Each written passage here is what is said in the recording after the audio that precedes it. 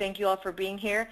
On today's webinar, our virtual roundtable will be discussing a topic that we don't often talk about, finances and your job search. My name is Julie Leos from the University of South Florida, and I will be your moderator today on this webinar about budgeting for a life in transition. Joining me today is Mandy Schweitzer from The Ohio State University. And today we're going to operate more as a webinar based on Mandy's expertise as a financial wellness outreach coordinator. If you're on Twitter, we'll be using the hashtag TPE 2015. And if you'd like to, you can follow us also at TPE 2015. And without further ado, I'm going to pass it on to Mandy, who's going to share with us some very important and exciting news. So Mandy, take it away. Perfect. Thank you so much, Julie. And thank you all for listening and tuning in. I'll start with a little bit about me, and then we'll get into the meat of the presentation. But please know throughout the presentation, we would love for you to tweet, ask questions, engage with us. Julie went over the TPE Twitter information, but our personal ones are showing now. So please feel free. We would love to engage with you in that way.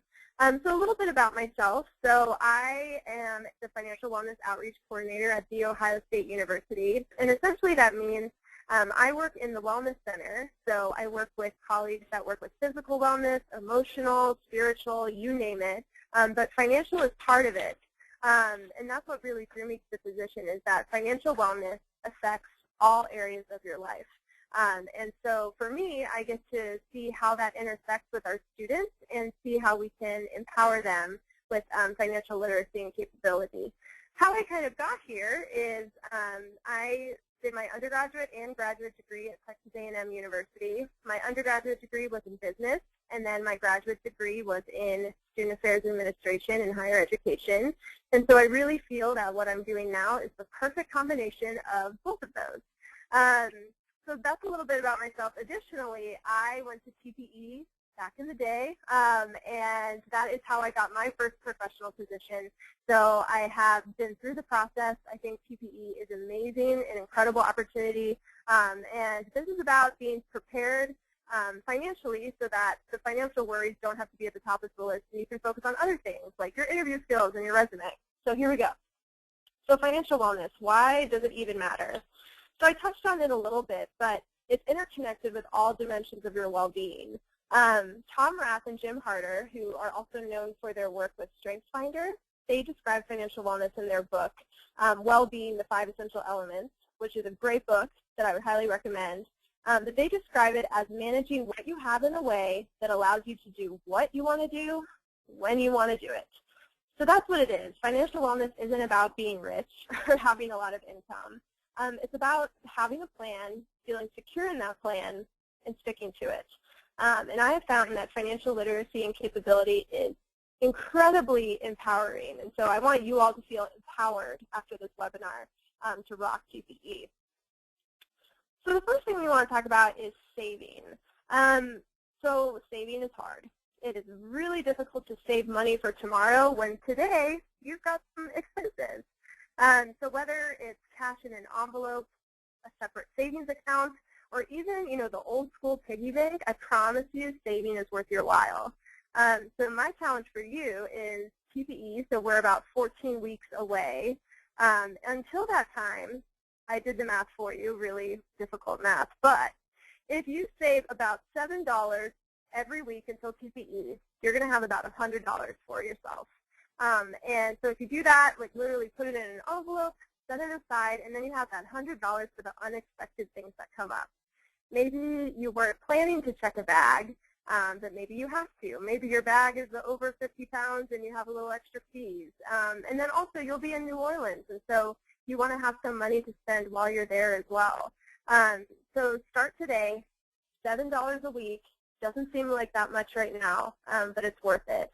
Another thing to think about saving for is once you've landed that job, which you definitely will, is thinking about your current lease, a new lease, and the deposits and fees that come with that.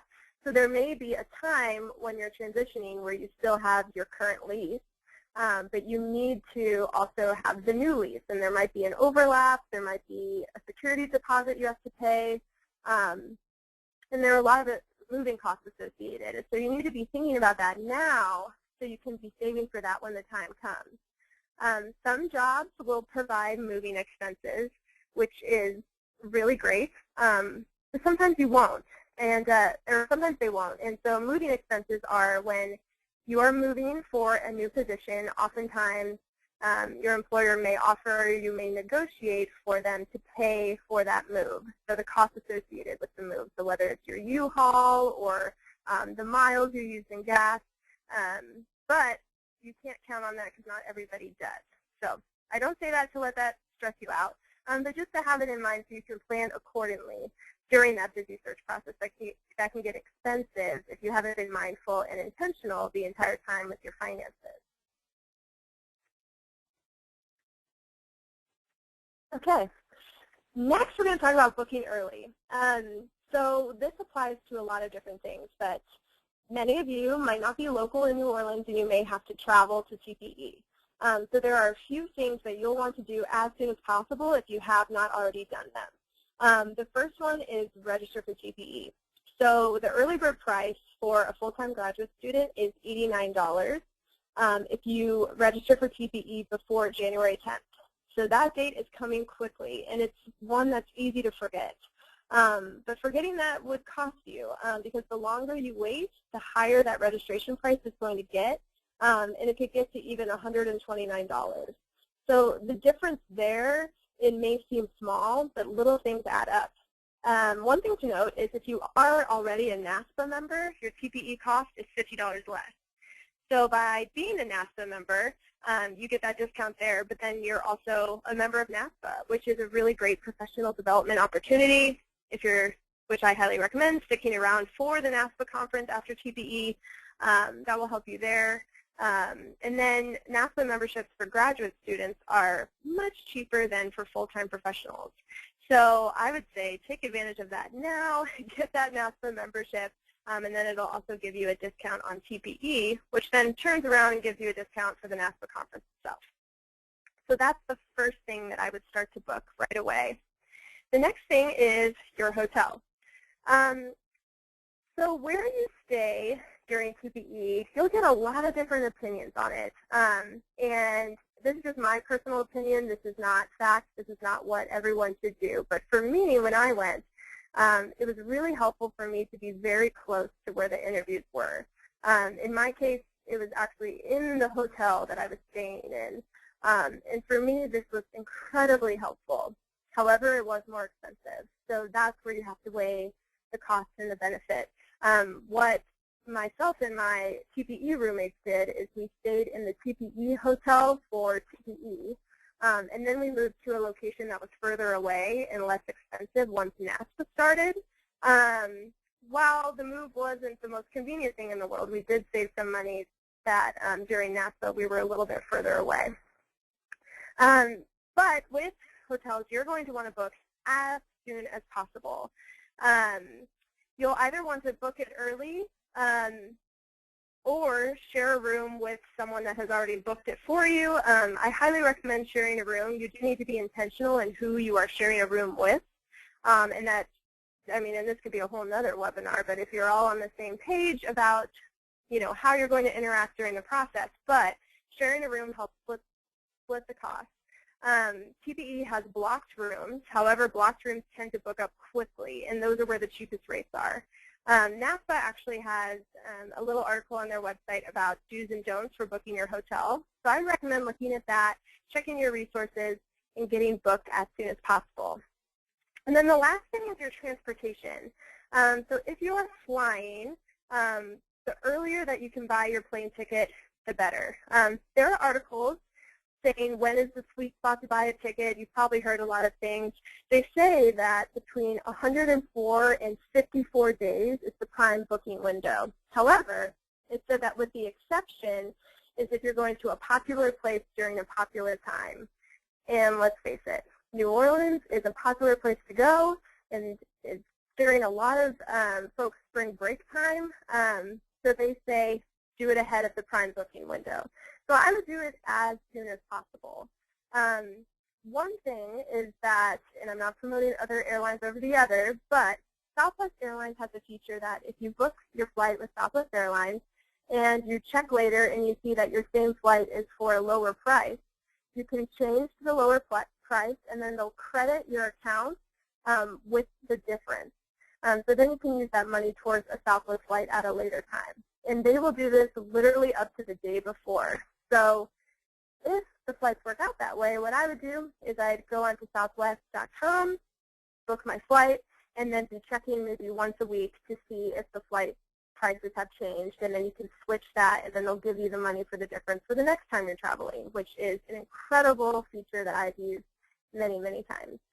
And then the only other thing to mention about transportation is you really need to think to yourself, would driving be more affordable? Sometimes it is. So what I would do is if you're in a location that you're kind of weighing the pros and cons, I would calculate how much it would cost to potentially rent a van, split it with maybe a few other graduate students that are going, pay for gas, and then park, because you do need to consider parking fees as well. So I would calculate that, compare how much it would cost compared to a flight. If it's considerably less, that might be a better option for you. Dress for less. All right, so for TPE and for your interviews, you are going to want to look sharp, and you're going to want to feel confident. The problem with that is suits can be expensive. So I have a couple of tips on how to get a really nice suit and a great look for a fraction of the cost. So the first tip would be to shop now. So right now, we're in winter. I'm in Ohio. It's definitely cold. And what stores are pushing out is their fall and winter clothing. So that's the stuff that's at the front of the store right when you walk in. But if you go to the back and you go to the sale rack, that's where they're trying to get rid of their spring and summer clothes. So if we're thinking ahead and we're thinking of New Orleans in March, you're not going to want to be in a winter tweed suit, trust me. You're going to want to be in a more lightweight suit meant for spring or summer. So you will find those in the sale rack. So I would go to a department store, go to Macy's, go to Dillard's, just completely bypass everything that's in front, go to the back, and find your sale items there. The second thing is to not forget about stores like TJ Maxx, Goodwill, and Marshalls. So these stores have name brand designer suits for a really great deal. And in these stores, sometimes it's hard and you have to be a little strategic and it takes a little more effort to find what you're looking for. But they really have great things for a really great price. Something to note about these places, so if you're getting a suit from Goodwill that is far, far, far less than you would normally pay, you have some room there in your budget to get it tailored. So maybe the one you tried on doesn't fit perfectly or is not the exact right size. That's okay. If you can get something for 20 or 50 bucks, use the rest of the money that you saved to get it tailored to fit you perfectly, and then your total will still be less than you would have paid for that designer suit off the rack. So those are a couple tips for what to wear during TPE, because that can be a considerable cost. Next, so scholarships, fellowships, and awards. So I am in the mindset that if you don't ask the question, the answer will always be no. And how that relates to this is if you don't look out there, look out for scholarships, look for fellowships, apply, just put your hat in the ring, you won't get them. And they are actually out there. So some will allow you to use the money however you like. Others may give you specific money to cover your registration costs for NASPA.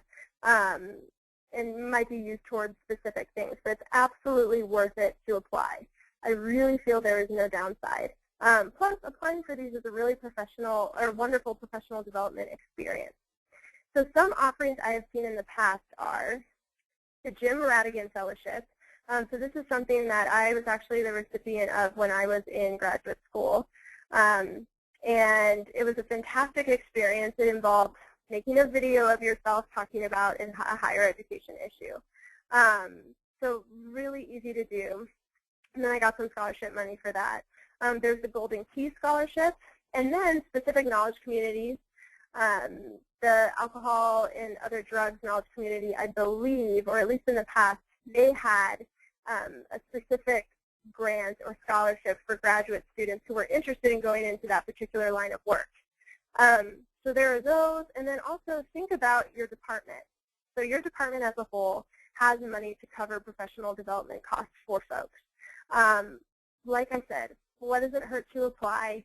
Any little bit helps that you could get covered.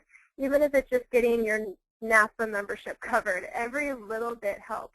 So look out there, do some Google searching, search through the NASPA website. There might be an opportunity that's the perfect fit for you and could help with some of those costs associated.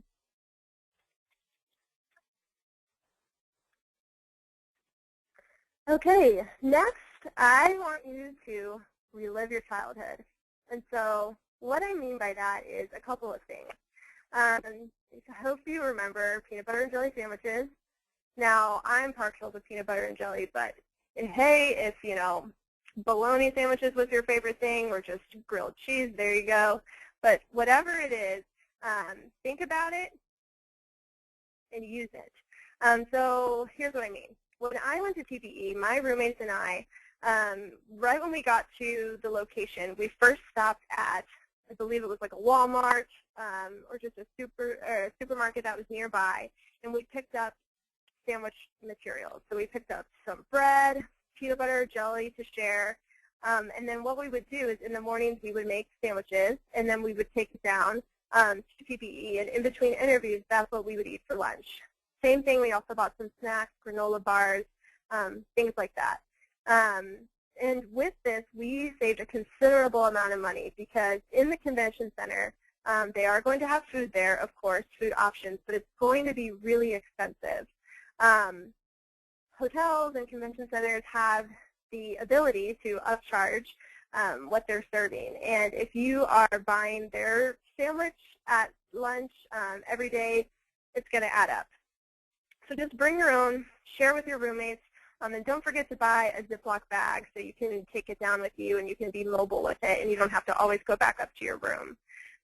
One of my friends in my cohort, when I was just asking folks about some tips that they had, he said to request a mini fridge from the hotel. So sometimes you can request one and they'll give you one at no cost, and then that could expand the options of the kind of food that you're eating in the room as well.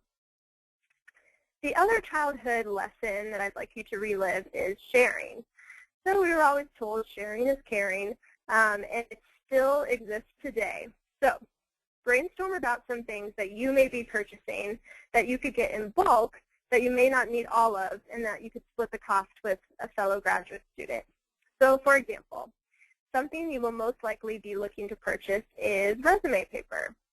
And you'll most likely not need the entire pack. While you will want to bring plenty of copies. But what you can do is find someone in your cohort to split the cost with you that will be needing some as well. In my financial wellness work, one of the biggest lessons that I've learned is that convenience comes at a cost. You forget to pack a lunch, that convenience of buying one is going to cost you extra. Forget to make coffee in the morning, pumpkin spice lattes are not cheap. At the end of the day, the more time that you take to prepare ahead of time, the more it will help you. Mandy Stewart, spelled the same name, her first name is spelled the same way as mine. She recently wrote an essay for Inside Higher Ed that I would search that kind of demonstrates this topic. Her article that she wrote was related more to conference attendance. However, a lot of the same principles can apply. You're going to be preparing a lot of things before TPE. Just put this on your list as well so then you don't have to pay the upcharged cost of convenience. So stop comparing. One of my favorite quotes that has stuck with me is, "Comparison is the thief of joy." And I truly believe that. When it comes to many aspects of life, this is true. Many aspects of the job search, this is true. But comparison can not only steal your joy, but it can also steal your money. So what I mean by this is it's really easy to compare your job experience to your fellow cohort members. But if this comparison changes your spending behavior, that's where it gets dangerous. So your friend in your cohort may have the ability to have their own room. That is great. However, that is not the norm. Don't feel that just because they're having their own room, you should probably do that too if you cannot afford it.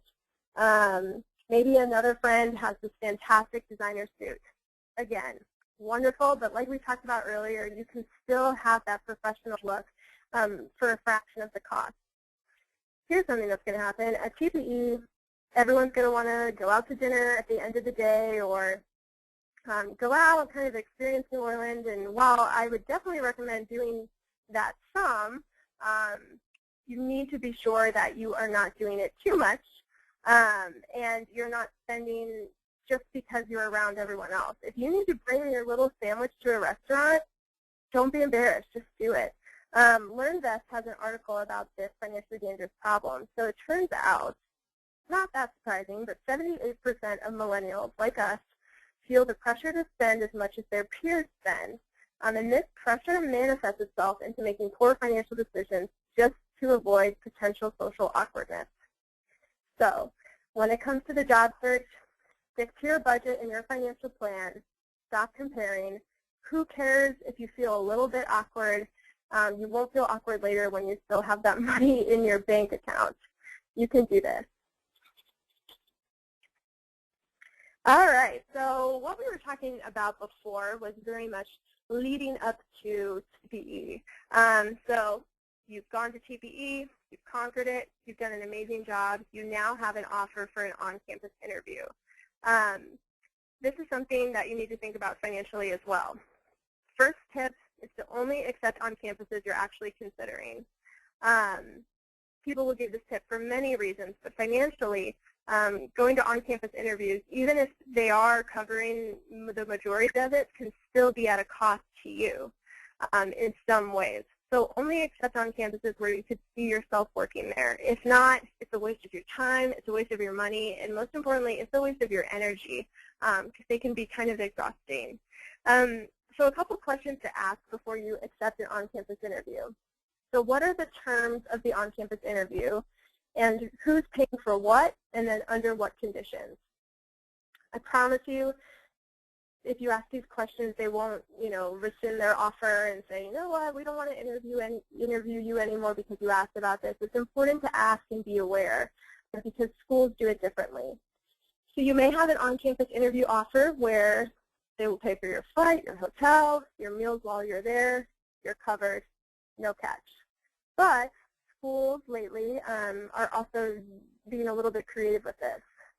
So I've seen where you might be offered an on-campus interview, but you will only be reimbursed. So maybe you pay for it yourself, but you'll be reimbursed if you get the job and accept it, or if you do not get an offer. But if you're in a situation where and you would turn it down, then you would not be reimbursed. I hope that makes sense because it's something to really think about and be very clear on with your potential employer when they are scheduling this with you. What is covered, what is not, how am I reimbursed, what receipts do I need to keep if it is a reimbursement situation, what are the terms, and it's important to weigh that in your decision. So for some people, they will not accept an on-campus interview offer if they do have terms like that, if it's not just plain covered.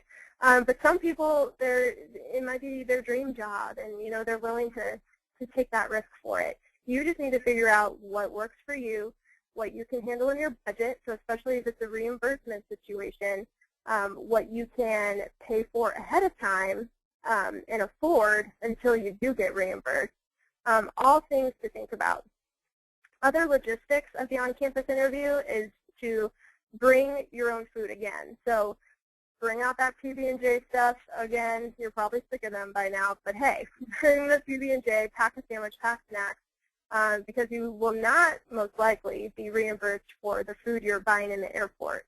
So if you have a long travel day and you're eating breakfast, lunch, and dinner in the airport, airport food is expensive. I know you know this, and it's important to have your own snacks, have your own food with you, because especially when you're traveling to and from the interview, that could be a potential high cost. You got the offer. You did it. Rock TPE, rock the on-campus interview, and now you have been called with the offer of a position. Before you accept, let's talk about a few things. So, beginning a new job is exciting and wonderful, but you need to budget because it is a huge financial transition from graduate school to the professional world in a lot of ways. In some ways, it's easier financially, and then in some ways, it's not. One thing you can do is look at the cost of living calculator. So online, if you search cost of living calculator, you can input the future city that you would be planning to move to compared to your current city, and then you can see how your salary stacks up. Certain cities have a higher cost of living than others, and it's something to really consider when you are offered that salary, to kind of put that in the cost of living calculator and see if it calculates out to a place where you could afford to live there. So that's really important when knowing what offer you're accepting, so then there are no surprises later on. The next is salary negotiation.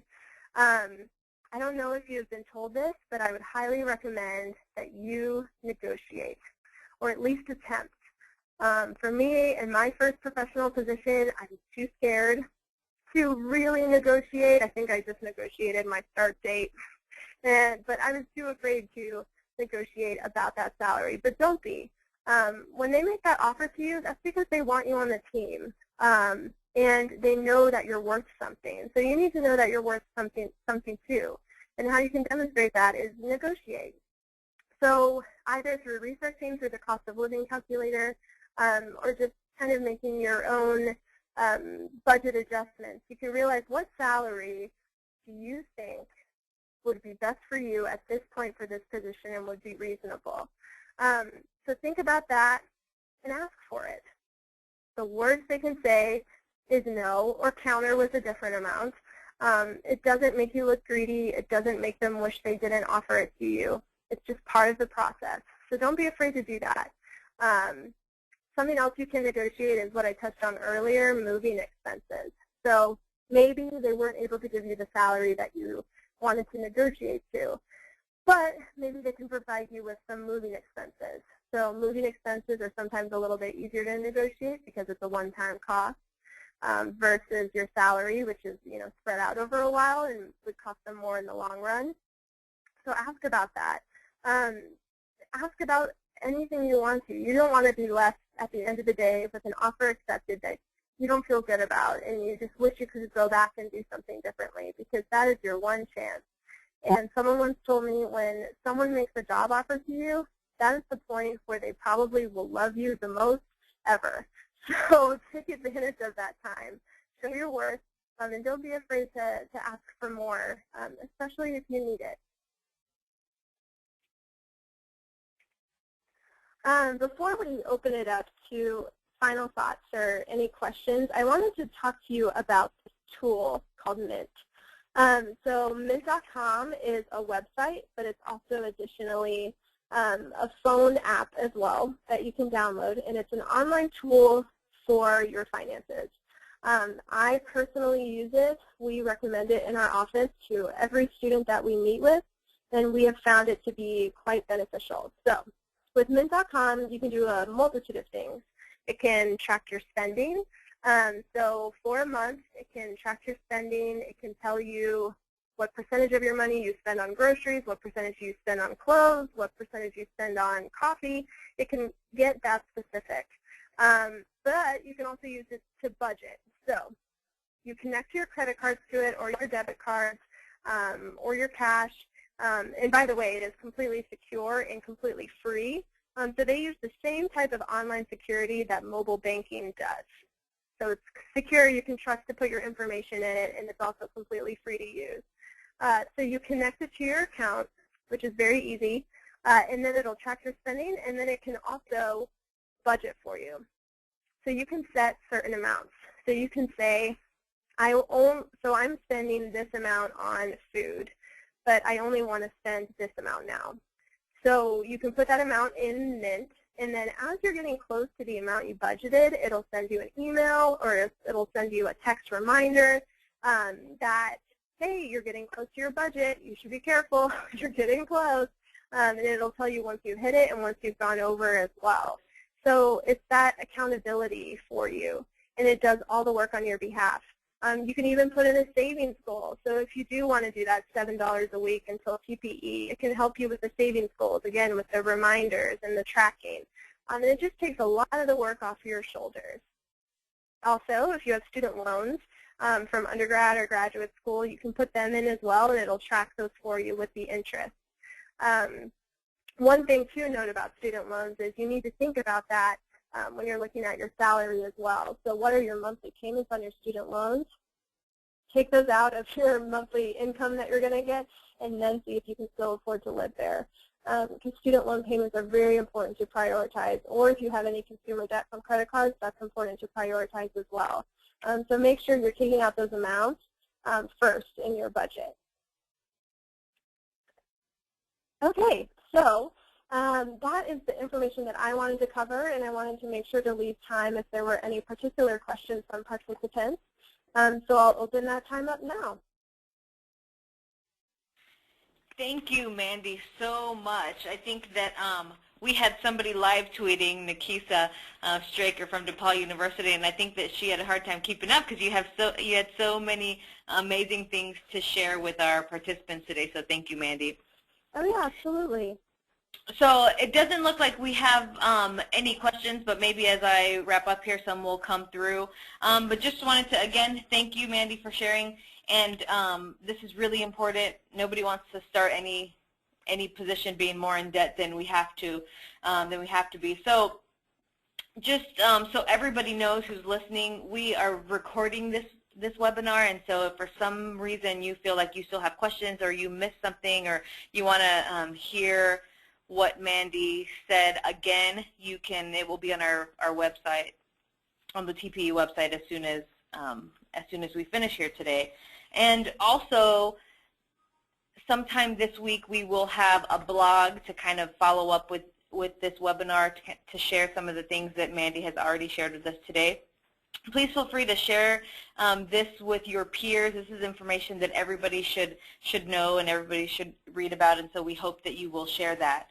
And I think too, Mandy, that you have a blog that perhaps people can go to find more information, just some financial information. Is that correct? And if you do, will you share what that is so our participants could write that down and maybe go to it to find some more tips? Yes, absolutely. So my blog is Mandy Schweitzer, so MandySchweitzer.wordpress, WORDPRESS.com.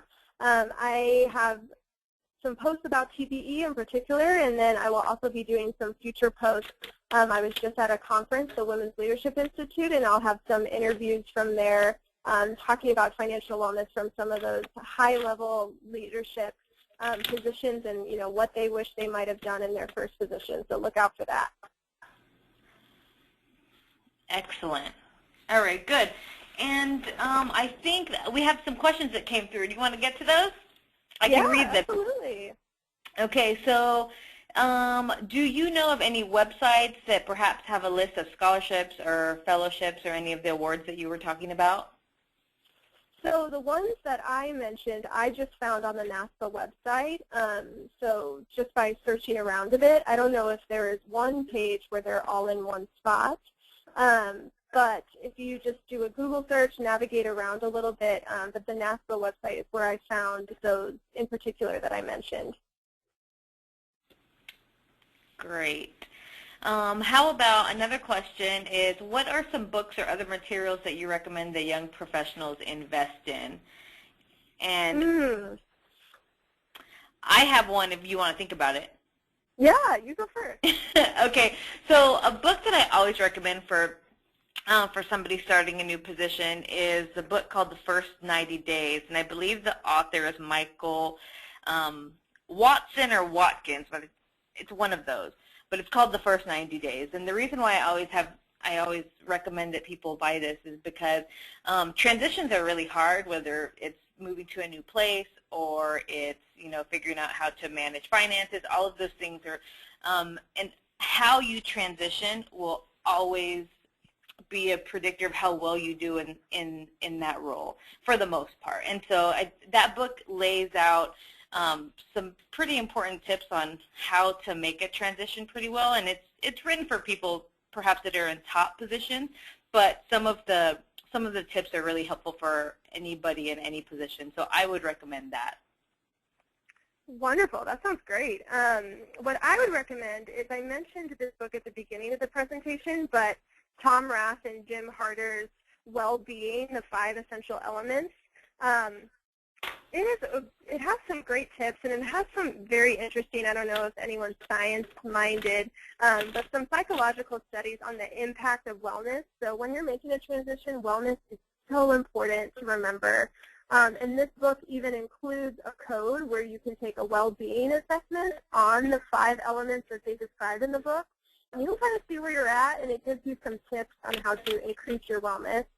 Another one I would recommend is a book that helps me with my just financial acumen. It's called Get a Financial Life, Personal Finance in Your 20s and 30s. It is by Beth Kobliner, spelled Kobliner. It basically goes over a lot of financial topics. She writes it in a way that's easy to understand, and it helps me understand a lot. One thing we didn't have the chance to touch on today was retirement, and contributing to your retirement, and what the heck does all of that mean. This book touches on it. I would definitely recommend looking into that as well, so you're preparing for your future. And then the last book is, unfortunately I can't remember the title, but it's by Sonja Ardouin, Sonjaardouin. And she interviewed several professionals, and she talks about the transition into your first professional role, and it's brand new. I think it just came out last year. It's a really great read. I found the book, that one. It's called The Strategic Guide to Shaping Your Student Affairs Career. Yes, thank you. And I'll post it to the question site for everybody to see. Yeah, wonderful. I have one more question here also. It says, Mandy, from your experience, what was the average cost that you spent on TPE, both like getting ready for it, during, and then perhaps including on-site interviews? Oh my goodness. So what I spent, so I was in Texas, and my TPE was in Orlando, Florida.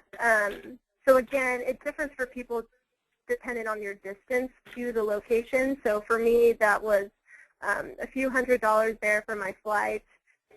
Hotel, again, another couple hundred, including TPE and NASPA, staying overnight.